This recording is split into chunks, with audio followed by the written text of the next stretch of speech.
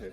इसीलिए बाबा साहब अंबेडकर ने क्या कहा था, उन्होंने मदर इंडिया के नजरिए को मुस्तरद किया। बाबा साहब ने एक नई इस्तिलाह वजह कर दी और कहा कि भविष्य भारत, ये बाबा साहब अंबेडकर ने कहा। अब मैडम, अगर मजहबी आजादी इस आइन का बुनियादी उसूल है तो सवाल ये पैदा होता है कि उस वक्त हमारे जो कॉन्स्टिट्यूंट असेंबली के प्रेसिडेंट थे जनाब राजेंद्र प्रसाद साहब ने किस बुनियाद पर वंदे मातरम को कौमी तराना करार दिया? ना तो कोई सेक्यूर रेजोल्यूशन है इसके बारे में। मैडम, मैं आपको बताना चाहूंगा कि जुडिशरी क्या कहती है।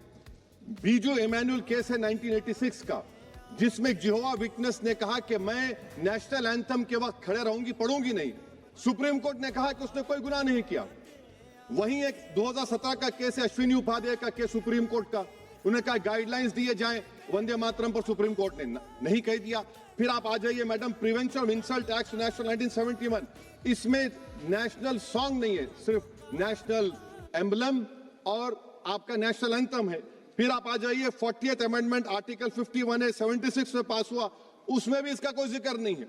मैडम, मैं आपके सामने बताना चाहूंगा कि हमारा भारत एक इसका मजमुआ क्या है, इसमें हिंदू है, मुसलमान है, सिख है, ईसाई है, जैन है, एथिस्ट है, मेहनतकश है, किसान, गरीब, मजलूम और दलित है। मगर अगर जो तकारीर आज हमने यहाँ पर सुनी और बाहर जो सुनते हैं, अगर भारत को देवी कहने और उसके आगे सजदा करने, तो दरअसल कौम परस्ती को, वतन से मोहब्बत को मजहब में तब्दील कर रहे, और फिर यहाँ पर बोल रहे कि अगर भारत में रहना है तो वंदे मातरम गाना पड़ेगा। भाई, ये तो संविधान के खिलाफ है, सुप्रीम कोर्ट के जजमेंट के खिलाफ है। अगर वंदे मातरम मैडम कौमियत का मियार है तो फिर सवाल ये है कि हसरत मोहानी की कौमियत क्या थी जिसने इनकलाब जिंदाबाद का नारा दिया? अगर यूसुफ मेहरली ने quit India Simon go back का नारा दिया तो उसकी कौमियत क्या थी? अगर हैदराबाद से मौलवी अलाउद्दीन जो मक्का मस्जिद का पहला मुजरिम है काला पानी में, और तुरेबाज खान जो मारकर लाश को लटका दिया गया था हैदराबाद में 8 दिन तक, उसकी कौमियत क्या थी?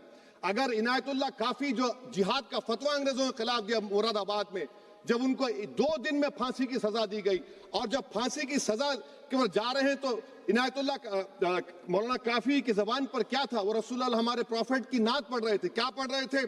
कोई गुल बाकी रहेगा ना चमन रह जाएगा, पर रसूलुल्लाह का दीन हसन रह जाएगा। तो उनकी कौमियत क्या थी? माल्टा की जेल में महमूदुल हसन, हुसैन अहमद मदनी 6 महीने माल्टा की जेल की ग्राउंड में पड़े रहे, उनकी कौमियत क्या थी? अल्लामा फजल खैराबादी का वो सेल काला पानी का पुकार कर इनसे पूछ रहा है, जो वहीं पर मर गए, खबर वहां पर है, बताओ मेरी कौमियत क्या थी? मैडम